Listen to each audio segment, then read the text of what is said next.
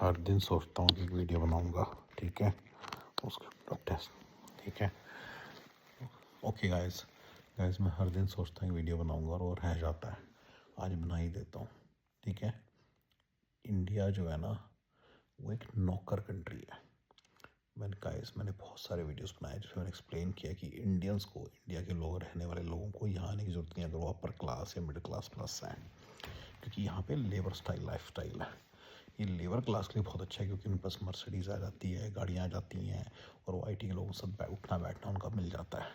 लेकिन आईटी के लोगों को यहाँ नहीं आना चाहिए। वहाँ पे इंडिया में क्या, वहाँ के रॉक स्टार और यहाँ पे आके लेबर क्लास के साथ उनकी बराबरी हो जाती है, ठीक है ना। बड़ी दोनों चीज़ से हम मैच कर रहे हैं। लेबर के लिए बढ़िया हो गए, वो हमारे बराबर हो गए, हमारे लिए खुद हो गया कंट्री, क्योंकि हम लोग लेबर के बराबर हो गए।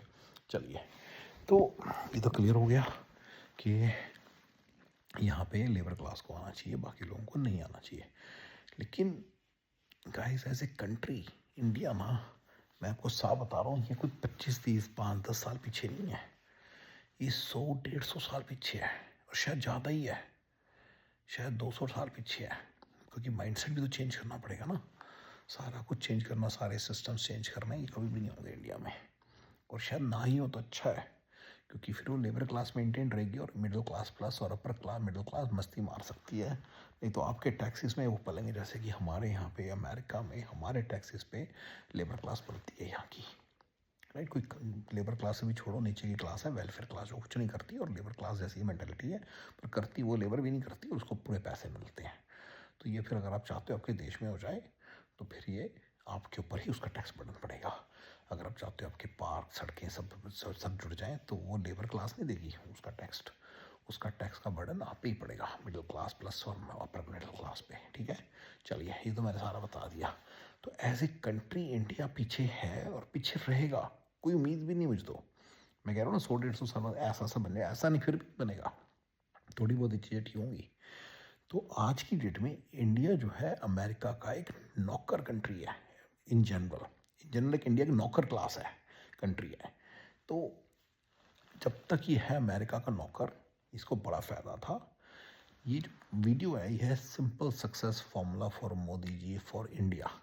कि अगर आपने इंडिया की तरक्की, अगर आप चाहते हो इंडिया जैसे चल रहा था वैसे ही चलता रहे, तो उनको ब्रिक्स का पार्ट नहीं बनना चाहिए, ठीक है। मैंने एक बड़ा इंटरेस्टिंग सा वीडियो बनाया था जिसमें मैंने एक डार्क थ्योरी दी थी। मेरी डार्क थ्योरी मेरे सारे चैनल से बिल्कुल हट के एक बात है, अगर आपको पसंद आए तो उसको ज़रूर देखिए। उसमें मैंने बताया है कि यूएसडी 900 रुपये हो जाएगा, ठीक है ना। यूएसडी 900 रुपये हो जाएगा, और उसके लिए मैंने कंट्रीब्यूटिंग फैक्टर्स किए थे कि उस वक्त जब ये, वो जैसे होता है ना, भविष्यवाणी करते हैं, उसमें होगा कि इंडिया चाइना का दोस्त होगा, एक लड़ाई होगी जिसमें इंडिया चाइना का साथ देगा। अभी कैसे हो सकता है मुझे पता नहीं था, पर अभी ब्रिक्स विक्स बन गए ना, तो उस वक्त तो ब्रिक्स वगैरह का ज़्यादा इतना लफड़ा नहीं था।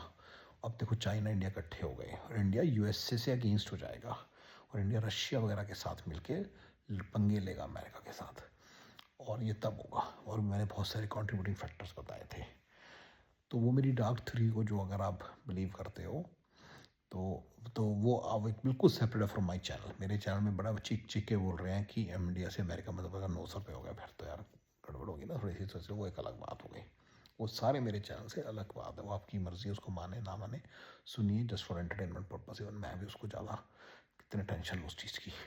चलिए, हम अपनी बात करते हैं। फॉर नाउ, इंडिया अगर सोवियत ब्लॉक के साथ जाता है, मैं साफ बता रहा हूँ, ये इंडिया के लिए सुसाइडल मूव है। मोदी जी को चाहिए इंडिया की हित के लिए, नौकर को ना अच्छा रहता है कि अच्छे मालिक के पास रहे। अमेरिका एक जो मालिक है ना, ये अच्छे लोग हैं, ये अपने नौकरों को अच्छे तरीके से रखते हैं, उनको अपने बराबर का बिठाते हैं। अगर आप नोट करें, वो जो हुआ था ना समिट अभी थोड़े दिन पहले, उसमें पता नहीं कोई बोल ही नहीं रहा, मोदी जी को पीछे खड़ा किया हुआ था।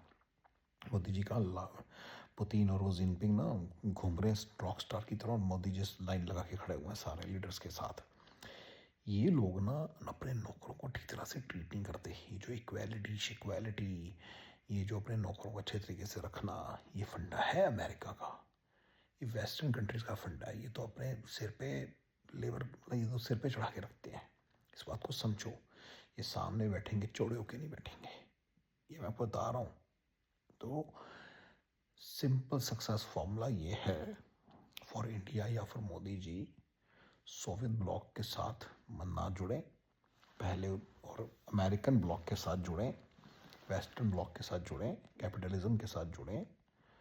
और क्या है, अब ये गड़बड़ तो हो गई है। पहले तो आपको साथ लेना नहीं चाहिए था, रशिया वगैरह लेना नहीं चाहिए था, युवान वगैरह में। वो एक शॉर्ट टर्म गेन है, लॉन्ग टर्म में तो आपको गड़बड़ी करेगा ये भाई साहब जी। ट्रम्प व्रम्प है, सोवियत ब्लॉक के साथ रहना स्मार्टनेस नहीं है अभी भी, पर टाइम है। क्या बता रहा हूँ मैं, अभी भी टाइम है। नौकर कंट्री को, अपने पीएम को बोलना चाहिए, मोदी जी को बोलो कि कल की फ्लाइट पकड़ के अमेरिका आ जाए और ट्रम्प के पैरों में गिर जाए और बोले मैंने जितना ऑयल ले लिया, इसके ऊपर नहीं लूँगा। तू कहता तो मैं इस ऑयल को ओशन में फेंक देता हूँ या चला देता हूँ, ठीक है। पर प्लीज़ तू सारे जो भी मेरे साथ कोऑपरेट करना रेडी रख, तैयार रख। तू मेरा, मैं तेरा नौकर हूँ। इंडिया को समझा रहा हूँ, इंडिया को ऐसे बोलना है कि भाई हम तेरे नौकर हैं, तेरे नौकर ही रहेंगे। इस बात को जितना इंडियन समझ जाए, जितना समझ जाओ कि इंडिया अमेरिका का नौकर कंट्री है और वो अच्छा मालिक मिला हुआ है हमें। ये जो पिछले 40 साल की तरक्की देख रहे हो ना, इंडिया में आईफोन भी घूम रहे हैं, पैसे भी घूम रहे हैं, और उन आईफोन को लेकर पैसे चाहिए, अच्छी अच्छी गाड़ियाँ भी घूम रही हैं। ये सारा जाके देखो, चाइना और रशिया ने अपने अपने कंट्रीज़ का क्या हाल किया था जब सोवियत ब्लॉक था, ठीक है ना। इंडिया को अगर सोवियत, रशिया या इसके नीचे आएगा ना, तो बहुत ज़्यादा मतलब कि गरीबी आएगी, और मेरी डार्क थ्री भी सच हो जाएगी बाय द वे, ठीक है ना। तो मेरा ये सिंपल सक्सेस फॉर्मूला इंडिया के लिए यही है कि असली जो अच्छा मालिक है जाके उसके पैरों में गिर जाए कि हमसे गलती हो गई, हमें माफ़ कर दो। अमेरिका के पैरों में गिर के बोले इंडिया कि भाई मुझे माफ़ कर दो, ये जो सारा ऑयल है जो तू कहता है मैं इसके लिए करने को तैयार हूँ, ऐसा कर तो इस पर टैरिफ ले ले मेरे से, सस्ता पड़ा ना ऑयल, तो मेरे से पैसे ले लें। लेकिन here is the thing, here is the thing, मैं कोई बड़ी इंटरेस्टिंग बताता हूँ, ये मेरी डार्क थ्योरी का ही पार्ट है। ये ना स्क्रिप्टेड है सारा। ये हर 30-40 साल बाद एक कंट्री खड़ा होता है, उसको थप्पड़ पड़ते हैं अमेरिका से, पहले वो अमेरिका के बराबर बना देते हैं, चाइना इंक्लूडिंग, चाइना भी उसी हो, फिर उसको थप्पड़ पड़ते हैं, फिर अपने औकात याद करके वो नीचे बैठ जाता है। ये अमेरिका की स्क्रिप्ट है, ये पिछले 150 सालों से कर रहा है, आज नहीं कर रहा। 30-40 साल किसी कंट्री उठाता है, उसको उठाने के लिए टेक्नोलॉजी इन्होंने दी होती है, टेक्नोलॉजी क्या पैसा इन्होंने दिया होता है, और पूरे दुनिया में ड्रामा करेंगे यार देखो हमने ये ले लिया, इससे हमारी टेक्नोलॉजी चोरी कर ली, से हमारा ये चोरी कर लिया।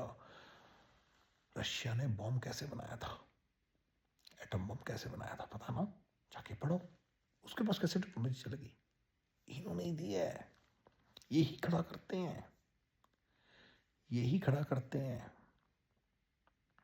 या I am telling you again again, Soviet block को भी इन्होंने ही खड़ा किया था। तो स्क्रिप्टेड है, तो जो मैं सक्सेस फार्मूला दिया था वो शायद काम ना करे, क्योंकि स्क्रिप्टेड है सारा। मेरे हिसाब से तो सब स्क्रिप्टेड है। अमेरिका खड़ा करता है कंट्री को और फिर 4 थप्पड़ लगा के उसे नीचे गिरा देता, तब तक जो तो खड़ा होता है ऐसे दिखाते हैं जैसे इसके, ये कंट्री तो हमें मार देगा, ये कंट्री तो क्या कर देगा, हमारा क्यूबन मिसाइल क्राइसिस चला दिया, ये चला दिया, देखो ये जी नया एस्ट्रोनॉट पहुंच गया इनका, और लेकिन ठीक है ना।